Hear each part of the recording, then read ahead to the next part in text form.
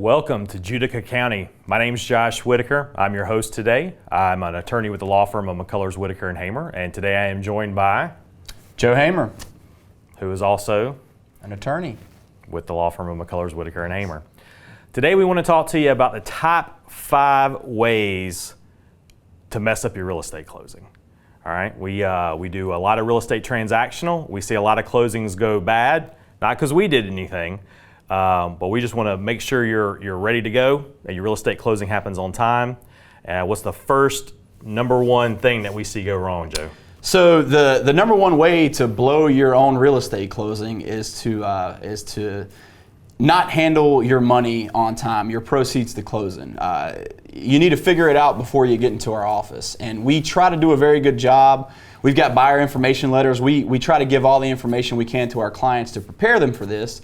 But the number one issue we see is basically people not coming prepared, not knowing that we need either a wire or we need certified funds, not knowing the amount of their funds. And it causes issues for us. So real quick, anything over $2,000, our firm's going to require a wire. Certain circumstances we'll accept a certified check, but under no circumstances is a personal check good for anything over $2,000. So I have a lot of closings where people show up to write a $42,000 personal check, and that's not going to cut it. And we give you all this information in our buyer's letter. What shouldn't come as a surprise to you, but you're going to want to make sure we have certified funds to us by the date of closing. And don't figure that out when you come sit in the office for your closing. Right. The number two thing that we see happen is just not communicating. Not communicating with your real estate agent, not communicating with us, not communicating with your lender. If we reach out to you because we need information, we need it. And we're usually on a pretty tight timeline, a couple of weeks, and every day that we don't get it is a delay that sometimes we can't make up and get you to your closing date. So communicate with everybody, answer questions, even if they seem dumb. We're going to ask you about your marital status, how you married, how you spell your middle name.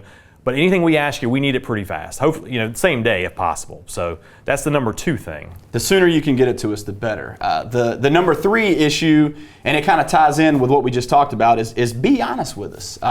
You'd be surprised how many times we have sellers or buyers try to either deliberately omit information or not tell us things. They may not tell us about their marital status. They may be married and try to slip it by on us. They may try not tell us about second liens or deeds of trust or judgments they have. We're going to find those things out in our title search. So eventually there's going to be an issue. And the sooner you can tell us and be upfront with us and get us that information, the sooner we can deal with it and make sure your closing's not going to be delayed. I'll add on there, one of the things we see happen the most is if you're going through a divorce, you're going through a separation, that happens all the time, but we need to know about it, and that needs to be addressed before you put a new piece of real property in your name. The 4th thing that we see come up the most, or the best advice I can give you, is if you're getting a mortgage and you got a real estate closing scheduled with us, don't do anything to mess it up. Don't quit your job, right? Don't go out and buy a car. Don't do anything. Just status quo financially. Go to work.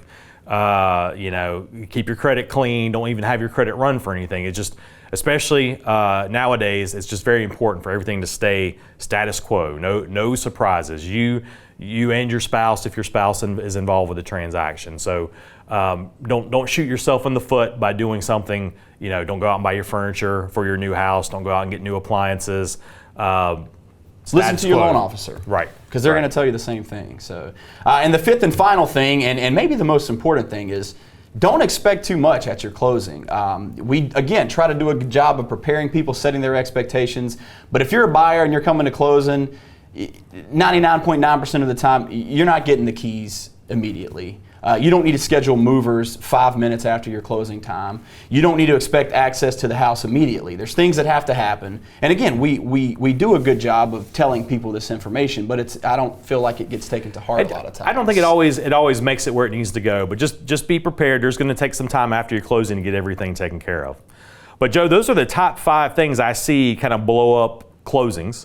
So if you're mindful of these things, I think everything will go pretty smooth. Your closing will not blow up. That's right. Hopefully.